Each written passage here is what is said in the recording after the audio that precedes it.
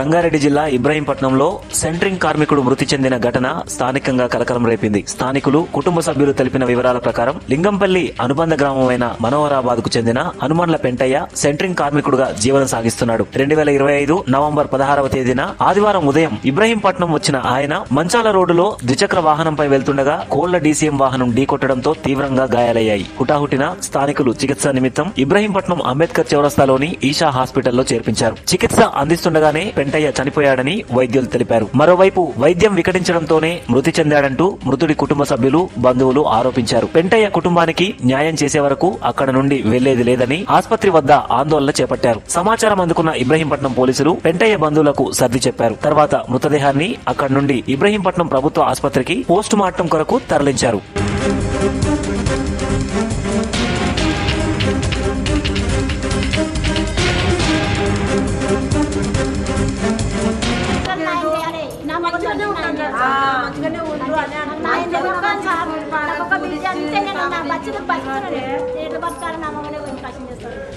అట్లా చేయదు సార్, అంత అన్యాయం కాదా? ఎంతమంది కొడుకులు బిడ్డ? ఒకటే బిడ్డ నాకు. నేను ఒక్కదాన్ని, నేను ఎట్లా బతుకన్నా ఆలోచన ఏంది? నువ్వు తీవ్రంగా అయిందాక చెప్పవా సార్ డాక్టర్ నాకు? నీ వారసులు పిలవనంపాలి కదా, నీ ఒక్కది ఎట్లా తీసుకుపోతుందా? నువ్వు సంతకం చేయించుకున్నావు చెప్పు. నీ వారసులు పిలవనంపుకో. మరి ఈయనది ఇట్లుంది, ఈయనది పరిస్థితి మంచిగా లేదు, నేను అక్కడ రాస్తా, నా తోటి అయితే లేదు, ఇక్కడ ఈ మిషన్లు లేవు అని చెప్పాలి కదా. పొద్దున సెంట్రింగ్ పని చేశాడు. ఈయన సెంట్రింగ్ పని చేస్తే చాదానికి వచ్చారు. చాదా ఇక్కడి నుంచి పోతాం, రోజు ఇక్కడి నుంచి పోతారు. 5:30-6 గంటల ప్రాంతంలో కోళ్ళ బండి ఏదో 2 hours మన నాగార్జున సార్ నుంచి సిటీకి సిటీకి పోతుందంట. ఇట్లా మన అంబేద్కర్ బొమ్మ కాడికి నుంచి రోడ్డు క్రాస్ చేస్తుంటే ఇట్లా వీళ్ళు మరి చూసుకున్నారో లేదో తెలియదు. మొత్తం మీద కొట్టేసి వెళ్ళిపోయినాడు. మరి హాస్పిటల్ వచ్చినప్పుడు పోలీసు వాళ్ళకి ఇలా కనీసం చెక్ చేసి ఎమ్మెల్సీ ఇలా హాస్పిటల్లో కనీసము వాళ్ళు మన సెంట్రింగ్ వాళ్ళే తీసుకొచ్చిన వాళ్ళు ఎంబడి పని చేస్తారు. వాళ్ళు తీసుకొచ్చినాక ఇట్లా వీళ్ళు మళ్ళీ ఏం ప్రాబ్లం లేదని ఫస్ట్ చెప్పారు. మళ్ళీ వీళ్ళ పైసలు కట్టించుకోకుండా నేను పోయి ధృవీకరించేదాకా, నేను చచ్చిపోయినా అని చెప్పేదాకా వైద్యం స్టార్ట్ చేసిర్రు. ఆల్రెడీ మన అవి టాబ్లెట్స్ అవన్నీ సిరంజీలు అవన్నీ ఇచ్చారు, తీసుకొని ఇంజక్షన్లు గిట్ల ఇచ్చారు. వాళ్ళు కేర్ తీసుకోకుండా చూస్తూనే లేరు. నేను పోయి చూసి చచ్చిపోయినా, నాకు అర్థమైపోయింది చచ్చిపోయినా అని. కానీ అప్పుడు మళ్ళీ యాక్టింగ్ చేస్తున్నారు. వాళ్ళు వచ్చి చచ్చిపోయినా ఇట్లా వైద్యం చేస్తున్నారు. అంటే ఇక తెలియని వాళ్ళు ఉంటే ఇంతేనా? ఇక ఈ ప్రైవేట్ హాస్పిటల్కి ఎందుకు తీసుకొచ్చినాం? మేము మనిషిని కాపాడుకోనికనే తీసుకొచ్చినాం కదా. మరి ఇట్లా సంపూర్ణ పోతుంటే ఎవరి కోసం చేయాలి, ఎవరు అడగాలి? మేము 4 రూపాయలు పెట్టి కాపాడుకోనికి వచ్చినాము. ఇది గవర్నమెంట్ హాస్పిటల్లో దుస్థితి ఆ రకంగా ఉంటే, ప్రైవేట్ హాస్పిటల్లో ఈ రకంగా ఉంటే ఇక మరి సామాన్య పబ్లిక్ ఎట్లా బతకాలి? మా పరిస్థితి ఏంది? ఇదే రకంగా సంపూర్ణ పోతూనే ఉండాలా? మా పేద తరగతి మనుషులకు అసలు సావుకు అసలు లెక్కనే లేదా? మాకు విలువ లేదా? ఈ రకంగా చచ్చిపోయినా డిక్లేర్ చేసినాక ఇట్లా మేము డిక్లేర్ చేస్తే వాళ్ళు అప్పుడు వచ్చి చెప్తున్నారు చచ్చిపోయినా, మాకు సంబంధం లేదు, ఇడికేం తీసుకోపోరని చెప్తున్నారు. డిమాండ్ సీజ్ చేయాలి సార్. ఈ హాస్పిటల్ సీజ్ చేయాలి. హాస్పిటల్ దొంగ హాస్పిటల్. ఇవన్నీ పైసల గురించి మంది పానాలు అన్ని తినుకుంటాయి కొడుకులు. ప్రైవేట్ మొత్తం ఘోరం తయారైంది ఇబ్రహీంపట్నం. ఒక్కటే కాదు ఇన్సిడెంట్, ఇవన్నీ కోకొల్లాలు తయారైతేనే ఒకరు చచ్చిపోతుడు, సెటిల్మెంట్ బ్యాచ్ వచ్చి సెటిల్మెంట్ చేసుడు. పోనీ ఏం కాదు ఇసోడి జరుగుతూనే ఉంటాయని ఒక్కొక్కరు మాట్లాడుతున్నారు. ఇదా సార్? సామాన్యుడు చచ్చిపోతే ఇదే నా పరిస్థితి.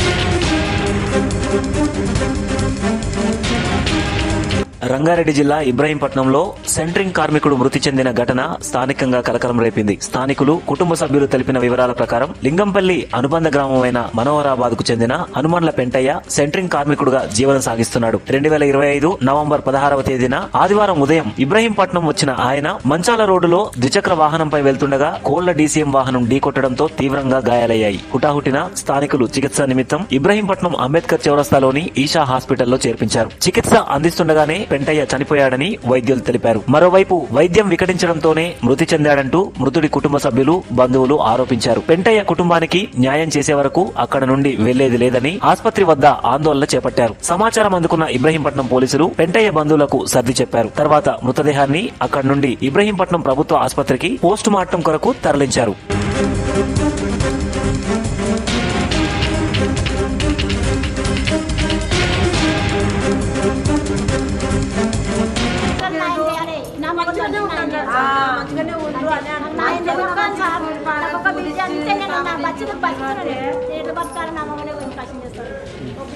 కదా సార్, అంత అన్యాయం కాదా?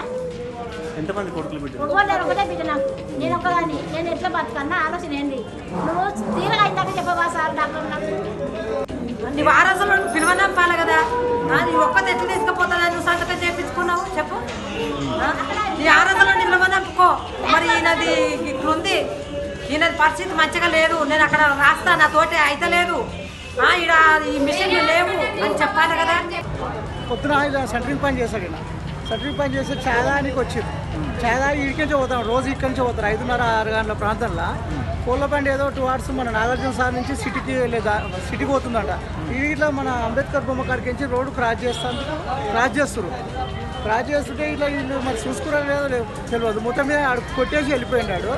మరి హాస్పిటల్ వచ్చినప్పుడు పోలీసు వాళ్ళకి ఇలా కనీసం చెక్ చేసి ఎమ్మెల్సీ ఇలా హాస్పిటల్లో కనీసము వాళ్ళు మన సెంటరింగ్ వాళ్ళే తీసుకొచ్చిన వాళ్ళు ఎంబడి పని చేస్తారు. వాళ్ళు తీసుకొచ్చినాక ఇట్లా వీళ్ళు మళ్ళీ ఏం ప్రాబ్లం లేదని ఫస్ట్ చెప్పారు. మళ్ళీ వీళ్ళ పైసలు కట్టించుకోకుండా నేను పోయి ధృవీకరించేదాకా, నేను చచ్చిపోయినా అని చెప్పేదాకా వైద్యం స్టార్ట్ చేసిర్రు. ఆల్రెడీ మన అవి టాబ్లెట్స్ అవన్నీ సిరంజీలు అవన్నీ ఇచ్చారు, తీసుకొని ఇంజక్షన్లు గిట్ల ఇచ్చారు. వాళ్ళు కేర్ తీసుకోకుండా చూస్తూనే లేరు. నేను పోయి చూసి చచ్చిపోయినా, నాకు అర్థమైపోయింది చచ్చిపోయినా అని. కానీ అప్పుడు మళ్ళీ యాక్టింగ్ చేస్తున్నారు వాళ్ళు వచ్చి. ఏమంటారు?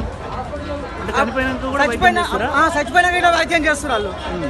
అంటే ఇక తెలియని వాళ్ళు ఉంటే ఇంతేనా? ఇక ఈ ప్రైవేట్ హాస్పిటల్కి ఎందుకు తీసుకొచ్చినాం? మేము మనిషిని కాపాడుకోనికనే తీసుకొచ్చినాం కదా.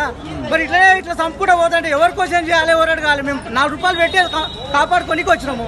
ఇది గవర్నమెంట్ హాస్పిటల్లో దుస్థితి ఆ రకంగా ఉంటే, ప్రైవేట్ హాస్పిటల్లో ఈ రకంగా ఉంటే ఇక మరి సామాన్య పబ్లిక్ ఎట్లా బతకాలి? మా పరిస్థితి ఏంది? ఇదే రకంగా సంపుకుంటూ పోతూనే ఉండాలా? మా పేద తరగతి మనుషులకు అసలు సావుకు అసలు లెక్కనే లేదా? మాకు విలువ లేదా? ఈ రకంగా చచ్చిపోయినా డిక్లేర్ చేసినాక ఇట్లా మేము డిక్లేర్ చేస్తే వాళ్ళు అప్పుడు వచ్చి చెప్తున్నారు చచ్చిపోయినా మాకు సంబంధం లేదు, ఇడికేం తీసుకోపోరని చెప్తున్నారు. డిమాండ్ సీజ్ చేయాలి సార్ ఈ హాస్పిటల్, సీజ్ చేయాలి హాస్పిటల్. దొంగ హాస్పిటల్ ఇవన్నీ పైసల గురించి మంది పానాలు అన్ని తినుకుంటాయి కొడుకులు. ప్రైవేట్ మొత్తం ఘోరం తయారైంది ఇబ్రాపట్నం. ఒక్కటే కాదు ఇన్సిడెంట్, ఇవన్నీ కోకొల్లాలు తయారైతేనే ఒకరు చచ్చిపోతుడు, సెటిల్మెంట్ బ్యాచ్ వచ్చి సెటిల్మెంట్ చేసుడు. పోనీ ఏం కాదు ఇసోడి జరుగుతూనే ఉంటాయని ఒక్కొక్కరు మాట్లాడుతున్నారు. ఇదా సార్ సామాన్యుడు చచ్చిపోతే ఇదే నా పరిస్థితి.